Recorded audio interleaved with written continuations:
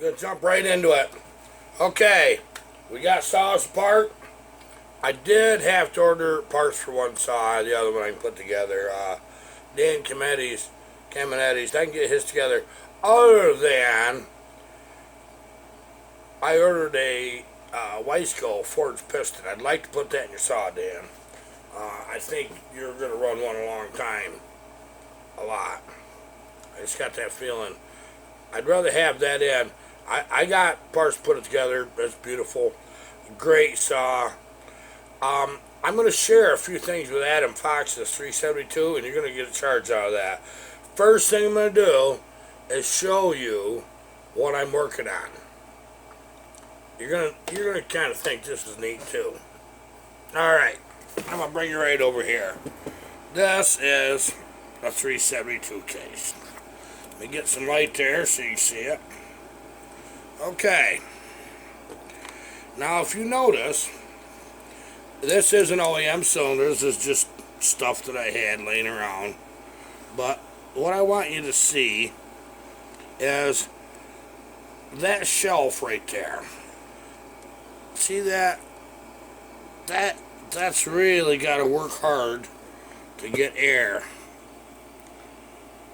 right up through. That is going around corners just to get freaking air up them transfers, isn't it?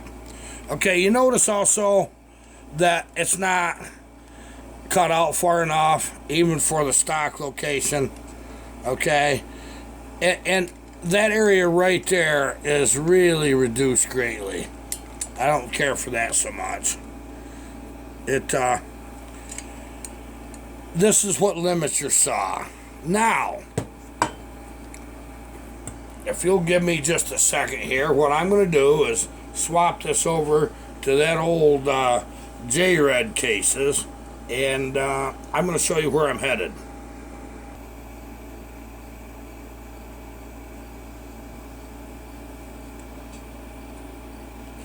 Okay, now what I've done to this case is I've filled that right here. In this case I used a B-weld, and I've ground that so instead of having a sharp angle, it's a reduced angle, and I'll show you that at the end of this. But what I've got here is you cut this cylinder right here, and you follow that line right across. What that basically is cutting all this off right here. Remember I told you I do that. Here's why I do it.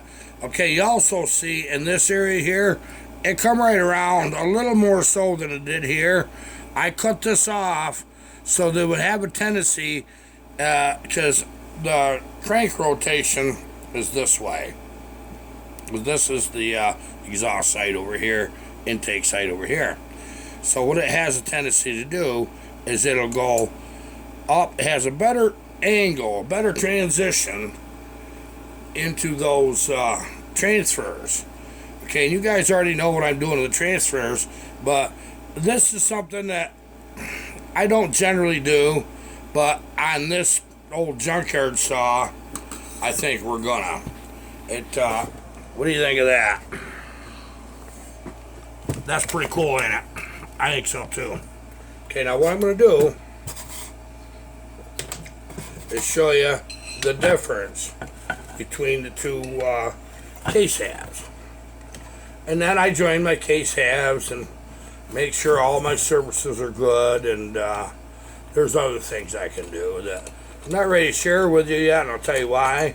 I'm working on a lot of stuff for this type of saw. It transfers over to a crap load of other saws. Okay, now looking at this, I got you all wobbled around there, but I can fix that. Okay, right here in this area. That's easy to see, isn't it? Yep. Okay, now I'm going to try to get these side by side so you can look at them. See the difference? Maybe I'll do it like that. You see the difference where that's filled? Yeah, that's going right straight up them, isn't it? Yes, it is. Okay, I needed this anyway, and I'm going to tell you why. I found the cylinder. I think I can use it. In fact, I ordered another one of those C specialty or CC Special, whatever the heck. Yeah, CCC Specialty waste goes. I got one coming for a big bore and this size bore. And so, you know what we're doing there. That is not hard to do. No, that won't come out. Rough that up good. But I'll tell you what I'm probably going to do. There's things I know, and this is something if I want to do. In these webs, I really feel like there's a lot of vibration from harmonics in this area. I'll tell you what I want to do. I'd like to clean them up, get them roughed right in pretty good, and I'd like to fill them probably a third of the way full of molten lead, and then strengthen this right up with JB Bill Weld on the outside. Don't think that won't make that case stronger. I want to do that on both sides. I want to cancel that vibration that travels in that crank. That vibration travels from one side to the other to the other. It walks back and forth. Is what that does. You high-end race motor guys already know all that. That's why you have harmonic balancer dampeners. It cancels harmonics. The ones we use for race cars actually cancel a lot. The factory one is just rubber mounted. It's a ring. People think that's to help balance that motor. It got nothing to do with balance. That's done at machine shop internally. What it has to do with is that rubber deadens that wave partially. Okay, I found out something from my father years ago. Now, he was a tool maker, Class A machinist at Ingersoll Rand, and he told me he was also an aircraft mechanic during the Korean War stationed in Japan. And the one thing he did was worked on engines and power plants for them B-29 bombers. Well, they were also working on some of the prop fighters that was still left, and he did that too. And he also worked on airframe. But he said that they were putting in some of them engines that they were doing experimental stuff with, they were putting lead plate on the inside of them motors to cancel vibration, and that was what would make the difference on how long them motors ran. Now, he didn't joke about nothing. He was dead serious. Well, I'm taking a spin-off from my dad, so hey, I want you to meet some of the technology my dad showed me. And he used to think I was foolish for playing with drag cars. So he says, you think you got horsepower? He says, them Pratt and Whitney engines that I work on, he says, if you could just get that kind of power, he said, you wouldn't stand a chance.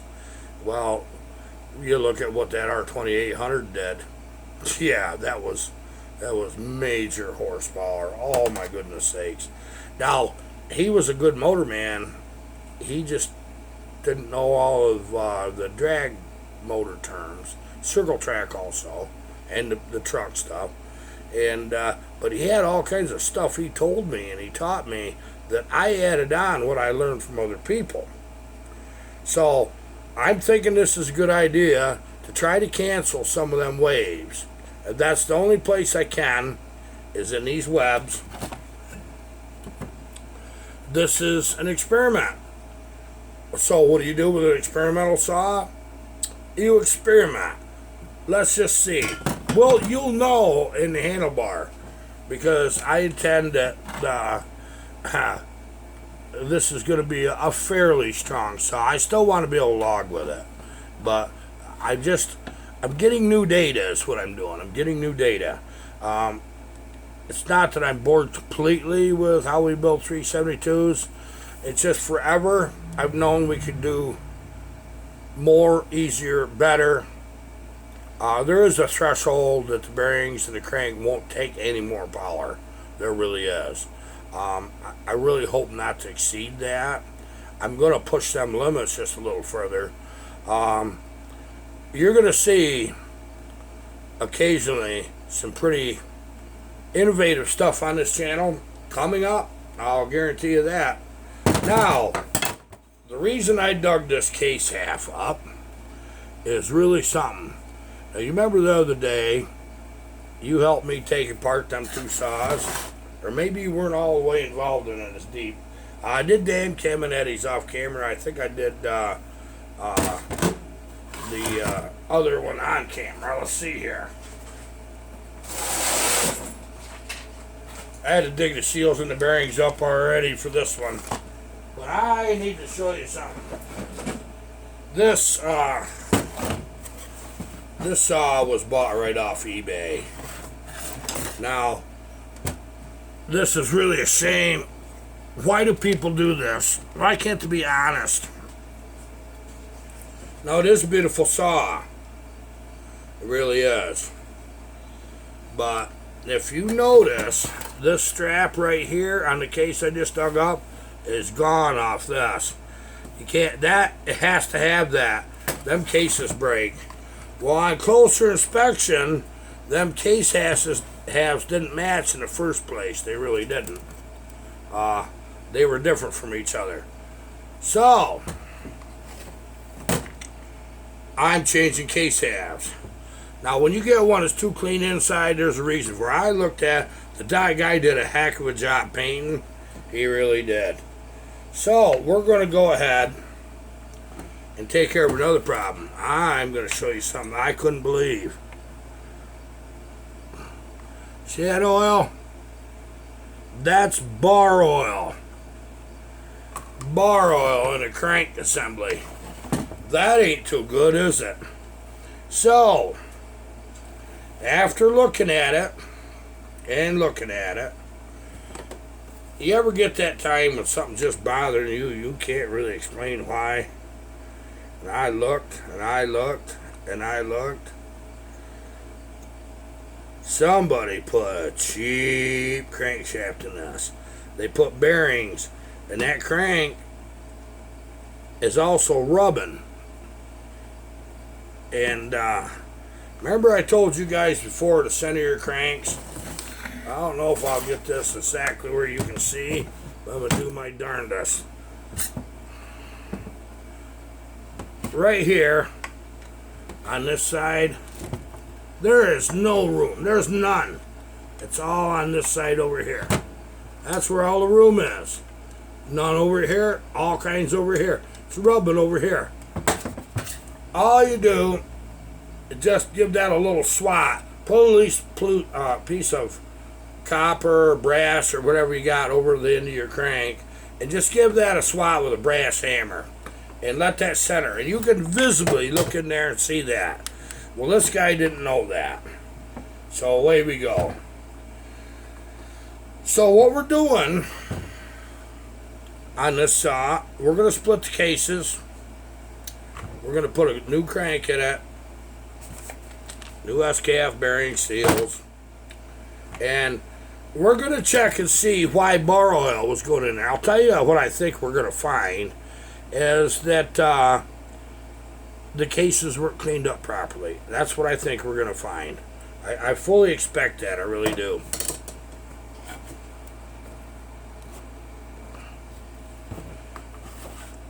So Adam Fox is going to get a real saw here. Seeing how we got the case half. Only thing I got to do. Okay, yeah, that hole for the mount, that's good. You'll know that's when that little, looks like a little washer in there, but that's part of the casting. You'll know when that's wrong. And this is a very nice case half right here. And it'll match very, very good with this one over here. So we're going to have a premium setup.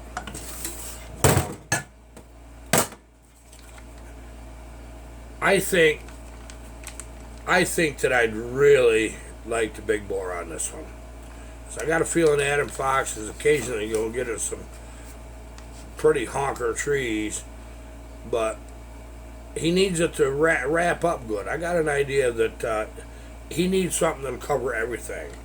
Dan, Kim, and Eddie, he's East Coast guy. I know what he needs. I already know. I talked to him about it, but I already know what he needs. He needs the right kind of power delivery.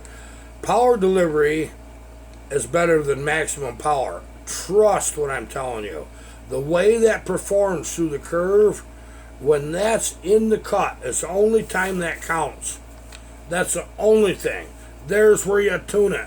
Bucky and Billy said it the other day. Guys, he's right. What? I do not get crazy tuning. I don't use a tack. I don't need a tack. I'm not worried about where the darn thing peaks. I want to know what it's doing in the cut. So, when I'm building these saws, and I'm coming up with my numbers and my method, and also my compression ratio in some cases, I'm trying to decide where do I want the RPMs to land in the cut this guy's going to do the most of. If he's in long bar, monster hardwoods is dry, he's going to run just a little lower RPMs, but boy, when it hits that, it's going to, in the cut, it's going to pull like crazy. If he's cutting 14-inch stuff like ash that's not horrible, or softwoods or something, I'll razz that saw up about another 1,000 RPMs in the cut, because it's impressive. There's a balance here. There really is. Do you always hit it? Oh, mostly, yeah. Yeah, you hit it. Get good with your numbers. You'd be surprised how close you can get with this stuff. It's no joke. It's no joke. You know, I said I don't like little saws, but I did put one together the other day that I've had here for way too long. Hogan's 2511T top handle. If you look over there, it's sitting on the bench. I'll show it to you.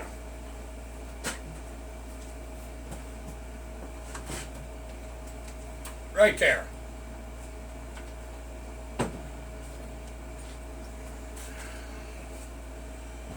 Now, this is not a saw I am interested in building very many of, if ever.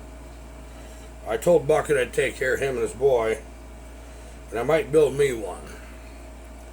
Because that's a cylinder. I mean, that's ridiculous. I mean, they're just tiny. I mean, my finger's almost big around as that piston, for Christ's sake. Look at that. You tell me? Very tough to port. Very, very. To get good numbers. That was, I think, my third or fourth attempt. I've been trashing these cylinders. But I've had this a while, too. I got aggravated. I had to stop.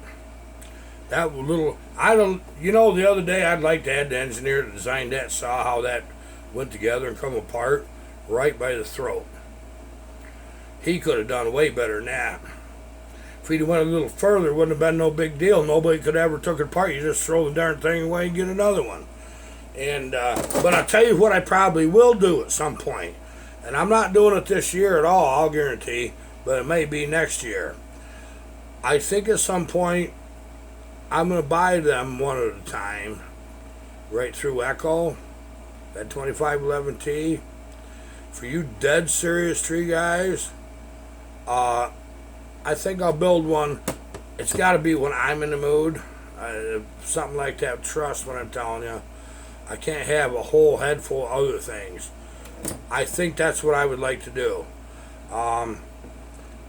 It's the only little saw that I'm interested in at this point. Actually, if you know the truth, the next size up Echo's got my attention a little more. It really does. That one's just a little too small for me. Jesus, little. It's so light, even with a bar on it. You can't. I don't feel like I got anything. A screwdriver weighs more, for Christ's sakes. Colin's always doing something cool around here. You know what he did? He went and got another shop light. Now, we use them LED shop lights because over here on this bench, he seen me over there the other day with working on Hogan's saw, and there's a light on the bench, which is nice, but I had to have a flashlight. Yeah, I did. I had to have a flashlight. Because you're trying to look in this place and that place. So he goes to town, took Barb down, she come back. He wanted to hang this light. He was patient. He waited till I was done and cussing at that little saw. I won't tell you what I said. Yeah, you know. So he hangs that light up, and I says, well, Colin, now that you did that, I says, I want to move that bench over here. He said, so what? He said, you got a light over the bench now? I can put it over there just easy. We'll just move it where you want it. Okay. I got nothing to say. Thanks, Colin. Appreciate it, man.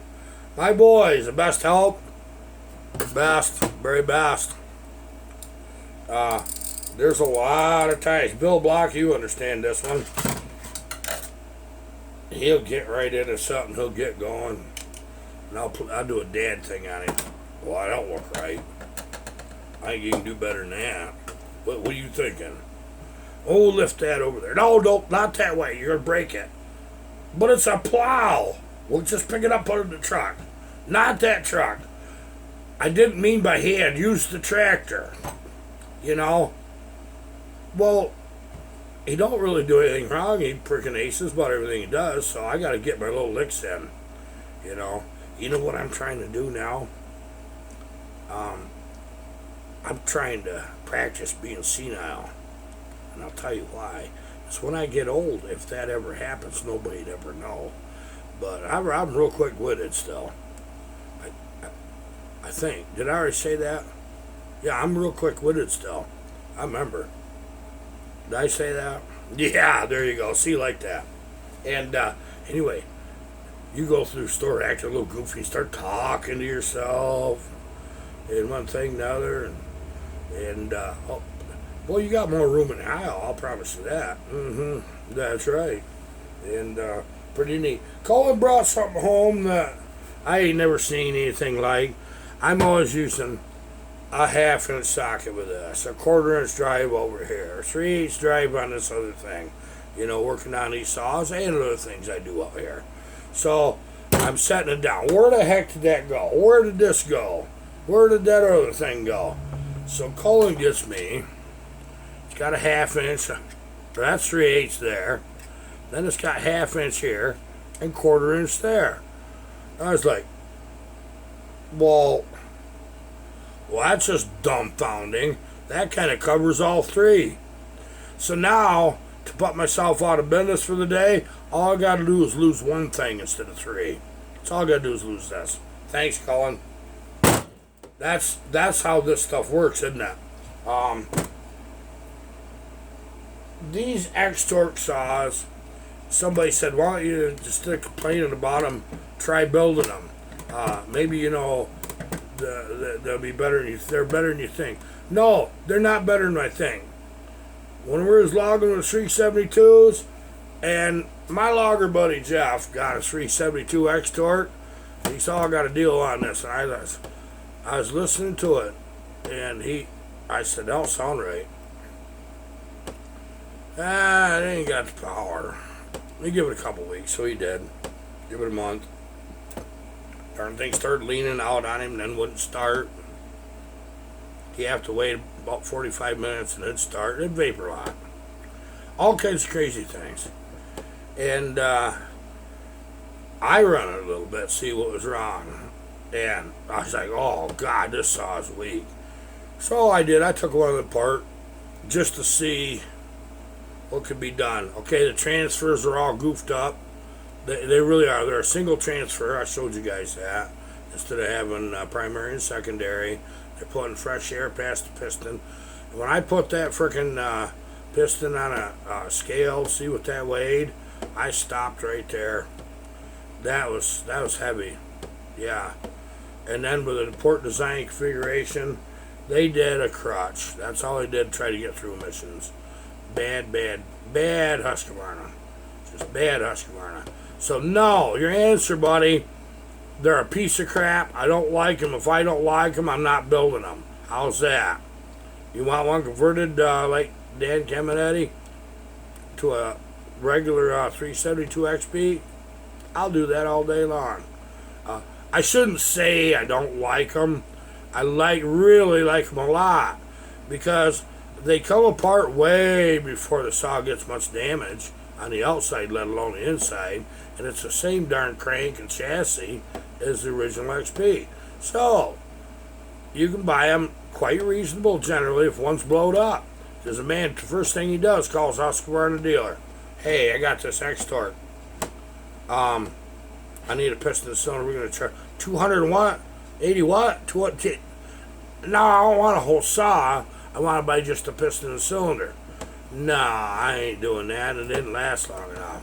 Is there anything else we can do about it? Oh, no, you can't do that. And, well, my logger buddy sat there and watched me change. I believe I had changed one. Maybe I didn't. I just told him I was changing. That's what I was doing.